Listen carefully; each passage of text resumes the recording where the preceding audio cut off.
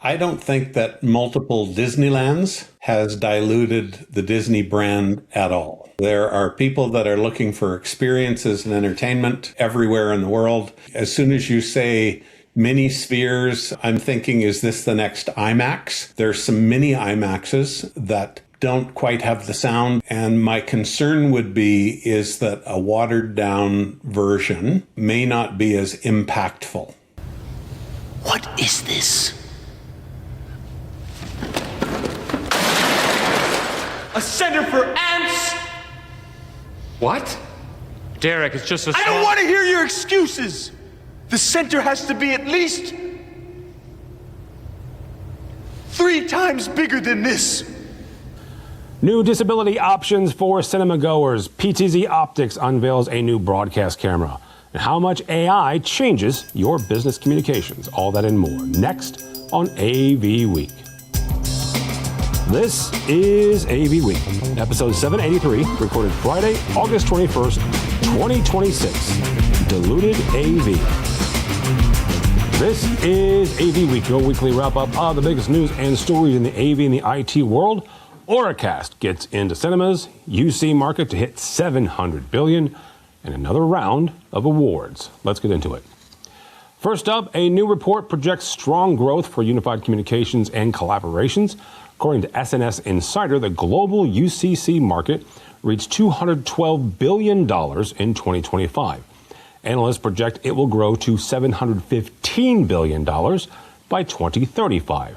Now that works out to a compound annual growth rate of nearly 13%. Analysts point to hybrid work, cloud communications, and digital workplace adoption as the main drivers. Within that market, cloud-based UCaaS platforms led all components with a 34.5% share in 2025. Voice communication remains the top application, though. Video conferencing is growing fastest. North America currently holds the largest regional share at just under 40%. The IT and telecom sectors leads all end-use industries, though healthcare is growing fastest as telemedicine expands. Analysts project the U.S. market alone will more than triple, reaching $236 billion by 2035. Next, accessibility technology is expanding in movie theaters overseas. View Cinemas is rolling out Ori, an assisted listening system, across its UK and Ireland locations. Ori uses Auracast broadcast audio technology from Listen Technologies and Ampitronic. The system is now live in 20 View Cinemas, covering 200 screens. Patrons with Auracast-enabled hearing aids, cochlear implants, headphones, or earbuds can receive cinema audio directly on their own devices. View also offers dedicated Ori receivers for guests without compatible devices. Now, beyond hearing loss, the system can deliver audio descriptions for visually impaired patrons. It also offers an alternative listening option for neurodiverse guests. Each Ori transmitter can broadcast to an unlimited number of receiving devices within range.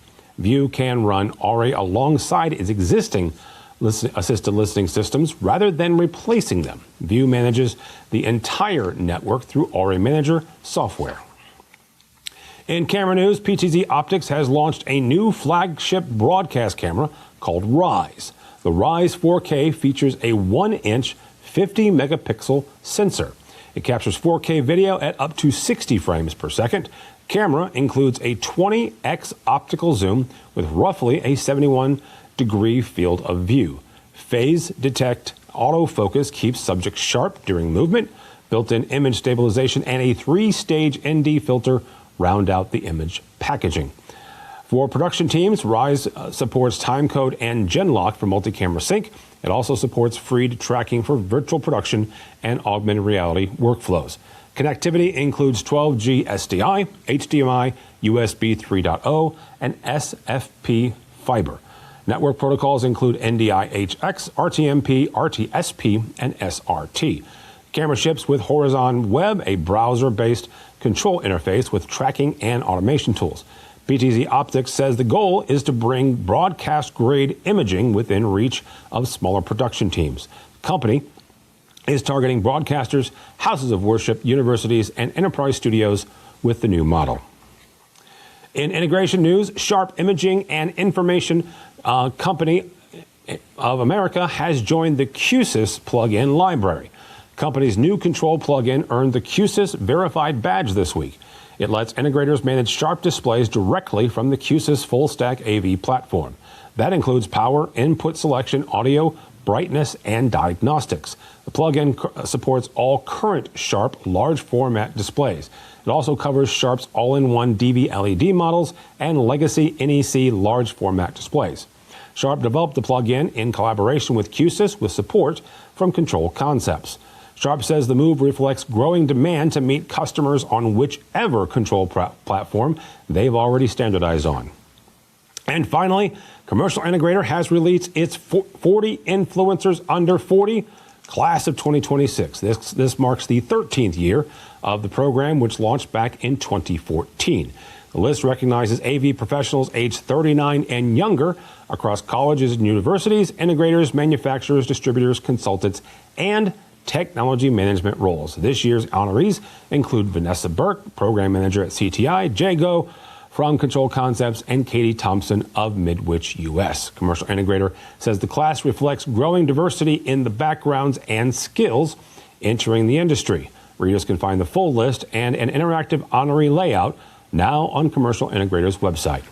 That's your AV news for the week. Stick around. Our guests discuss what you and your company need to know about using AI in collaboration tech. That conversation is next. This is AV Week. Hey listeners, it's your AV sneakerhead, Jennifer Weaver. Listen to AV Career Masterminds, where I chat all things job-related in the audio-visual industry. You can find AV Career Masterminds where you subscribe to podcasts. Welcome back. Now we bring in our fantastic roundtable with us to discuss a couple of really interesting pieces. First and foremost, Brock McGinnis. Welcome, sir. Hi, Tim. Glad to be here. My brother from another mother, Mr. Chris Netto. How are you, sir? How's everything? Good to see you. Let's get into it. Thank you so much. And the person who has single-handedly pushed my book into the New York Times bestseller list, Brandy Johnson from PTZ Optics. Welcome, man. Hey, hi. Thank you, guys. Thank you for having me. And that's so good. I'm joking. My book is not on the New York Times bestseller list, but she's bought more copies than my father has. I'll just put it that way. Let's just put that out there. Yeah, it was a lot. Brandy was nice enough to buy a bunch for her sales team, and she's very, very kind. So. And I bought them for Broadfield Distributing too. Oh, very good. All right, let's kick this off. We got a couple topics, maybe three, to get to today. First and foremost, we chatted about this about 2-3 months ago about some Chinese folks coming along and saying, "Hey, that Sphere thing is really cool. We're going to make our own with our own gear." So Sphere said, wait a minute, we'll do the same thing.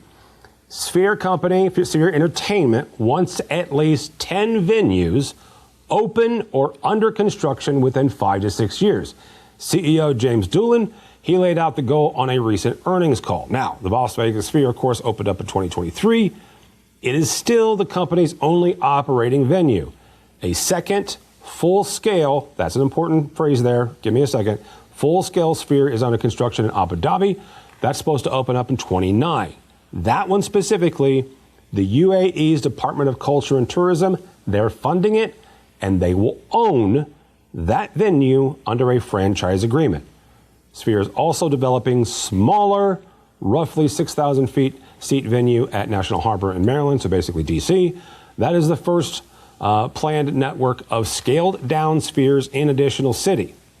Now, the Abu Dhabi model, they let a local partner fund construction, and Sphere just basically gets a franchise and royalties. That structure is one of the templates that the company plans to repeat as it sets up globally. Brock, I'm going to start with you on this. I mentioned the Chinese story that we did a couple of months ago, because the question then was, does that dilute it, especially if they're not using the Sphere Entertainment Company and the original technology? Now, it's the Sphere Entertainment putting out multiples. So, what will multiple Spheres do, first of all, to help promote AV experiences? I don't think that multiple Disneylands has diluted the Disney brand at all. Okay. Right? There are people that are looking for experiences and entertainment everywhere in the world. I think the Sphere in Vegas holds 15,000 people or 18,000 people, or I think it's 20. If you put for concerts, if you put people on the floor, I think it's 20,000. It was 21, I think. Yeah. 21. Okay. All right. So, but maybe 1 million people go through it a year. There's a gazillion billion people on the planet. So, this is the latest and greatest thing. As soon as you say mini spheres, I'm thinking, is this the next IMAX? Because we ran through that. I don't know if you've tried to get a 70 millimeter ticket to Odyssey. You can't get one. There's only one real IMAX in Toronto, and I was involved when it opened and did a bunch of technical work there. There's some mini IMAXs that don't quite have the sound and don't quite have the same. And my concern would be is that a watered down version may not be as impactful. Although I saw the last 2 Dunes at a mini IMAX and was still very, very pleased with how that worked. But Mr. Dolan's a marketer, and if he's got a hot property, run with it, especially if he can use other people's money. That's 100% fair. Brandy, same kind of question is what will this do, either to the Sphere brand or to helping us that are constantly trying to get more and more folks into the industry to help us to promote AV experiences or AV jobs? The Sphere obviously is absolutely amazing, right? I think we've all been there. Keep going. It costs $1 million to go. Most average people can't afford to get a ticket, right? It is very expensive. I think that maybe many smaller ones, maybe they won't charge as high ticket item, and more people can go to the venue. Hopefully. But I am hoping that it'll bring more jobs into the AV industry, and the Sphere is super exciting. People love it. It is an attraction, right? So maybe it'll bring people into the harbor that normally don't go, right, to go to the Sphere. Or, I think there's Nashville's another one that they're looking at putting another area. So I think that it'll bring jobs into the industry. I think it's an exciting thing for younger generations, right? Because there's so many, it's like an ADD person's dream.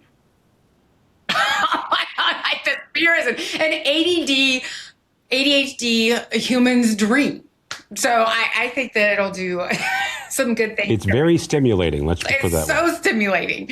So as far as diluting, I don't think so. I think that everybody's always looking for something to do, something new to do, and I think it'll be great. Mr. Netto, you're the one who's been around the world in the last 80 days. What is your feeling about having mini spheres pop up when it comes to promoting AV experiences? Honestly, the first time that I walked into the Sphere was at an InfoComm event, and if they weren't using that for recruitment and for job hiring purposes, I don't know what else they could possibly do.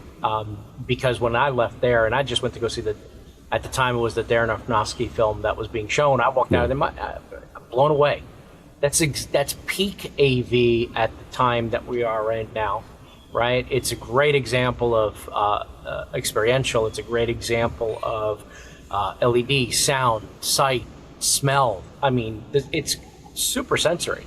Right now, is that the far extreme of what AV can bring to the table? 100%. But that is exactly what you need. Imagine a sphere full of high school students who are possibly thinking of entering the space, or maybe some college students who are comm majors who are like me, trying to chase their dreams of being a producer or a cameraman or something in the future. And all it took for me was a very disappointing dinner with some camera guys to tell me that I was going to follow them around for 10 years, pulling, with their cables up and down a football field, and that I wouldn't have a camera on my back for at least another 10 to 15 years after that. I'm like, you know what?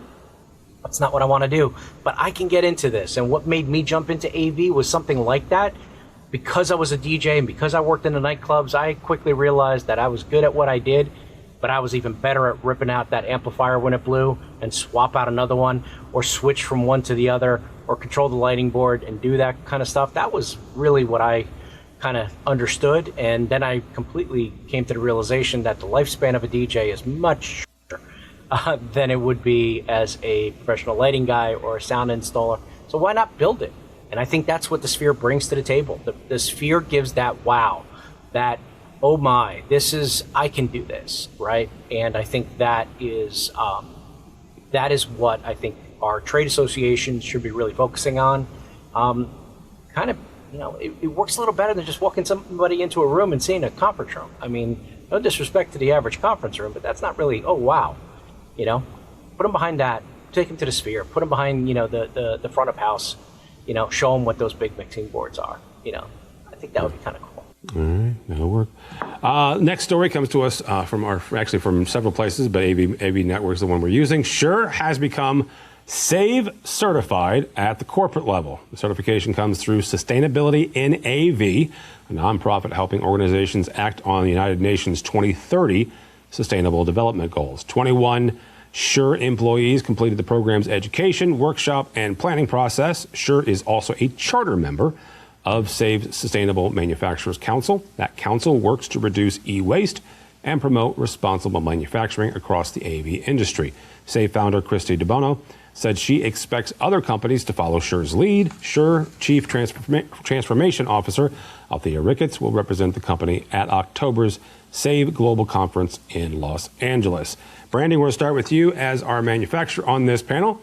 How much does a manufacturer's sustainability certification factor into the conversations that you have both with the end user as well as with the integrator? So it should be more because PTC Optics is big on sustainability, and we have been for many years. We went solar. He gave me the sheet was so long of the things that we do for sustainability. We actually have somebody that's dedicated. We have a few people that are dedicated to our sustainability. We have removed all packaging that has any plastic, bubble wrap, anything from all of our boxes. We're working on discarding of those boxes for our end users. And making sure the boxes are discarded properly. So there are so many things that we are doing. We aren't a part of SAVE. I think that we have reached out to be a part of SAVE, but it's something that we really are dear. We hold near and dear to our hearts. All our vehicles are hybrid, so everything we do, it revolves around sustainability. And I think as eco-friendly as the world is, it's something that we should be talking about more. And we are going to have in our marketing efforts coming up soon more about that. All right. Mr. Netto, a number of manufacturers have either joined SAVE or they've done their own thing. And obviously, you've got Shure here. I'm reminded of Sony. Logitech's big push into sustainability. Samsung had a ginormous piece of their stand at ISE a couple of years ago where they listed out their entire recycling program. In conjunction, Harman did as well, separate stand, but same overarching company. Chris, how big of a deal is this for the overall industry? You're starting to see a lot of that more and more, and it's actually, you focused on the manufacturers. The manufacturers obviously are the first ones and probably the most obvious, right? They send the packages out and the gear and all that. But sustainability is a bigger promise, and SAVE is a bigger promise than just recycling your water bottles and your packaging and stuff like that. They go into DEI and start connecting in the dots for a lot of different things. So that's credibility on their side. I mean, that's kudos to them for getting that conversation's even started. One of the things that I saw this year coming out of Infocom, which kind of slid under the radar, was one of the integrators, and I work with many integrators, as you know, as a distributor at Midwich. We're out there and we're doing work with a lot of folks. One of the integrators are moving to autonomous electric pickup and delivery of their products. So we're working with that right now and trying to figure out how we're going to be able to do it. Currently, the last mile is a manned event, a manned truck that picks up, but they will be delivering gear with autonomous fleet that they are actually working with and developing. So that's a very interesting kind of concept. But to be honest with you, man, this conversation was had 5 years ago, and I did have this conversation on things like AV and the AM. The answer back was typically, is it going to make my stuff cheaper? More so than it was about the environment. And I'm being honest. I mean, and it's an honest answer. Now, granted, a lot of the folks that were answering on the AV and the AM weren't the decision makers, weren't the ones up there. They just want to be able to just move product and get the product in and out. They see it one way, but the environment is an issue. That's been an issue for many, many years, and we need to take care of what Mother Nature has given us. But on top of that, we are running really low on certain resources, and we're starting to see that now. Conversations I just recently had regarding copper and how copper is becoming scarce for people that manufacture cable, and how costly it is. It's crazy how raw materials have gotten so expensive and so hard to get. When you start adding up all this stuff, I think the sustainability efforts that people are doing are only going to get amplified as we move forward, because we've done our damage to the planet, and we can't take some of this stuff and put it back, right? So we need to do what we can, and taking a pledge, and whether that is just pledging on paper is one thing, but actually doing something about it, I think is the valiant effort that we need to do here. And I think it's bigger than just, hey, we need to recycle cardboard and break down boxes and make sure they get into the proper recycling centers. I think that, overall we need to do a better job, because unfortunately we deal with packaging and all that, because we're obviously shipping and receiving and doing all that, but we are also wasters of that, right? You plug in that LED wall, we're trying to make it better and less, more energy efficient, right? Not run as hot. And then even if you want to go into the efforts that are being done for light pollution, right? As we just, obviously we just recently talked about the sphere. One of the cases that was brought up against the fact that London, for example, was supposed to have a sphere, not a baby sphere. And they said no, thank you. They said no, thank you, not because of the architecture, but because of the light pollution, and the fact that it would go up against the night sky, which is the thing. And I actually have downward facing lights in my house. Just it's a small little thing, but the more light pollution's out there, you're not going to see the things that are up in the heavens. So little tiny things, little adjustments all make a difference. So that's my 2 cents on it. Mr. McInnes, do customers, at the end of the day, I mean, Chris made the point, from AV and the AM, is it going to make my stuff cheaper? Whether we're talking about, the governance part of certain companies and corporations, or even universities, the bottom line is, do customers that you're talking to, do they care about sustainability initiatives? At least nominally they do. And so a lot of the government customers we deal with, it's part of the paperwork that goes in.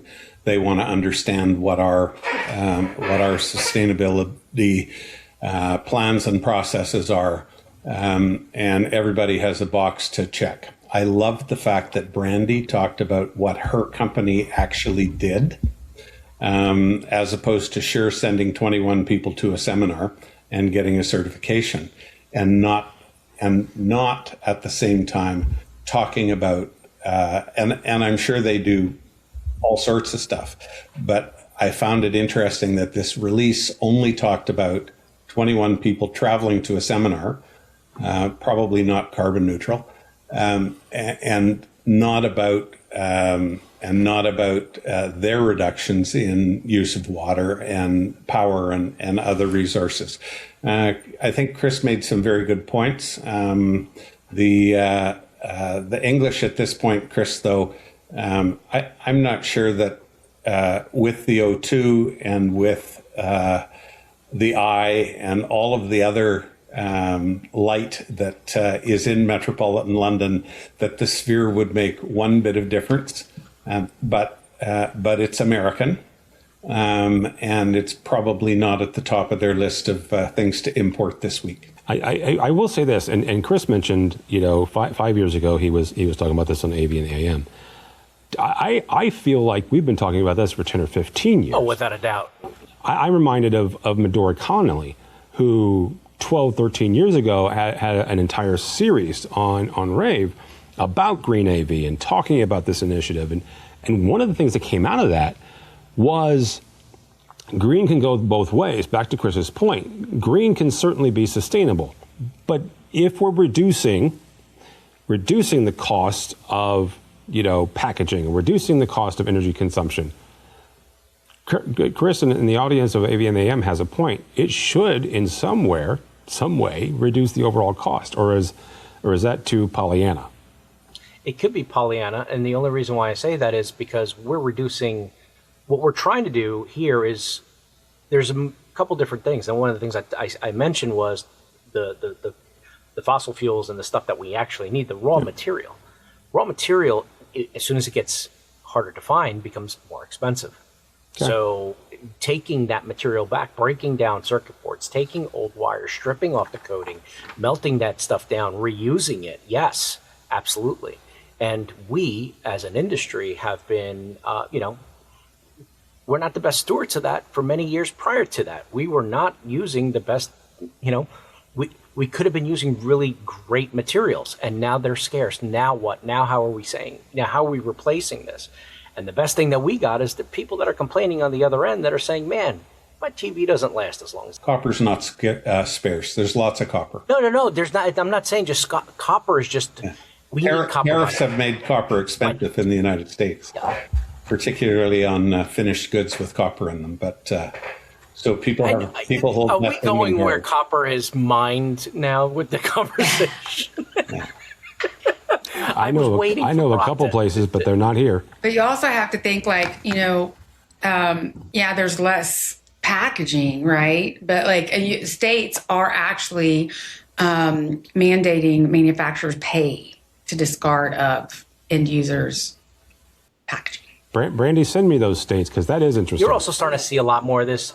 Yeah, that's something it's something that's starting to happen. I think actually Pennsylvania is one of them that Jerry said. I'll have Jerry send me that list because it's something that he's working on right now. Because manufacturers pay. There's so much. Everything comes from the manufacturer, and it's not like a business. Not Joe's house, but to businesses. So. Well, and I am also. I forgot one more company. Legrand has also made a big effort in this and changing around their packaging. It's obviously 20 years ago when I was a tech manager, you buy a pair of speakers, and you've got styrofoam keeping those speakers safe, right? And that styrofoam has now been replaced by some sort of cardboard, which is certainly a savings and certainly a bit more sustainable. Yeah. So, all right. I think we got time. Let's do it, even if we don't have time. Last story. This is a sponsored feature on UC Today. It was produced with governance vendor Arctera. They argue that AI-generated content now needs real compliance rigor. Co-pilot drafts, meeting summaries, AI recommendations, they're part of everyday business. Now, Arctera's own State of AI Governance in 2026 report found that 85% of organizations already use AI in regulated workflows. Same report found 60% of organizations place AI risk squarely on compliance teams. Interesting. Arctera SVP argues that AI-generated content becomes a business record once it influences a decision.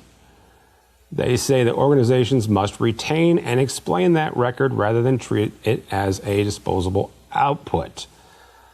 Mr. Netto, if AI-generated summaries, if co-pilot drafts, if all this AI stuff, if we got to start archiving this, who's responsible for it, and should we have to keep track of all this stuff? Why'd you have to start with me on this, man? I am still trying to process that. Where are we going with this? This has got to be the worst one yet. Well, I mean, If that's the worst one, I'm still batting 600. So that's not too shabby. All right. So explain this to me. You have governance now over AI generated content. Yes. And you're assuming that the AI generated content is coming from an interior thing. Like you're not going to the World Wide Web to scrape. This is coming from inside the company. Yes, inside the house. It's inside the house. Is it any different than publishing? If it's coming from your house and it is your words or your stuff, is it any different than you writing the report using a book and copying out of it? I don't understand. You want everything to have a label on it? Is that where we're going? I think, Chris, that Tim may be referring to meeting records.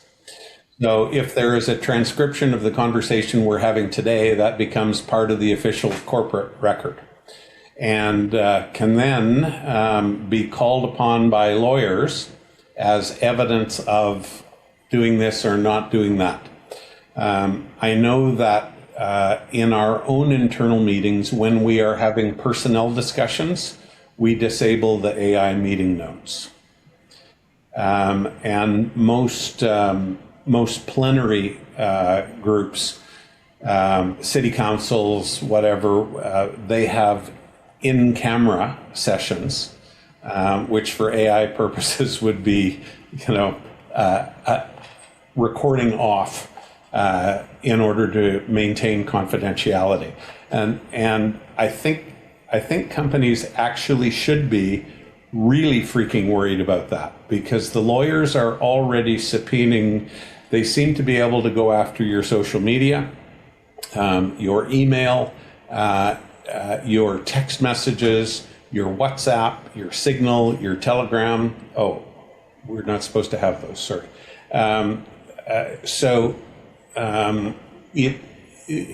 Having a record of every meeting and every conference that your business had in a file somewhere is probably a very valid risk to point out. And Brandy, we'll end up with you on this. PTZ Optics obviously makes cameras that sit in some of those spaces. Where should we be concerned? And I guess the best way question is what is the best practice here on making sure that your company is protected, but while also at the same time making sure that you can still communicate?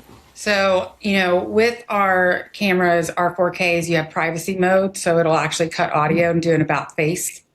So if a conversation gets into a sensitive subject that not everybody should hear or know, or you want to have recorded, you can just turn it on privacy mode and it'll cut everything and you're not getting recorded anymore. But we also turn off notes a lot of times,